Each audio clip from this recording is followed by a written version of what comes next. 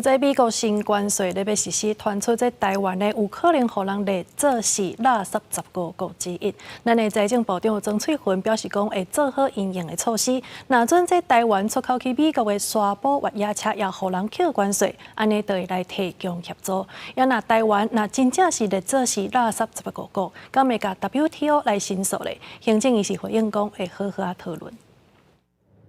4月初2，美国要公布对顶关税的内容，传出台湾可能会伫垃圾15国的名单中，咱国相关部会爱安怎应用呢？你认为美国会认为我们跟他的关税是对等的吗？就工业产品来说，其实差距不会很大，不会很大，但是还是我们有一点比较占一点便宜嘛，大家点头了嘛？好。经济部表示，进前有去美国了解美国总统川普伊的新政确实的内容，有甲智库学者也甲美国经务官员见面，当时也收集资料。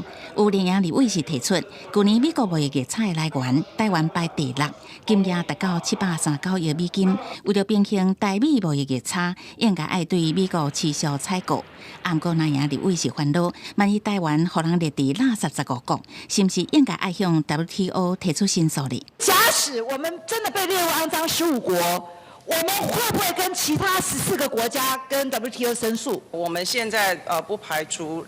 就是我们需要去评估4月2号我们所看到的这个关税的结果，然后我们才会通盘的去思考。因为美国要安怎扣定对顶关税，目前是也唔知。不过财政部是讲，会持续关心关税对汽车产业的影响，提出协助措施。公司新闻采访报道。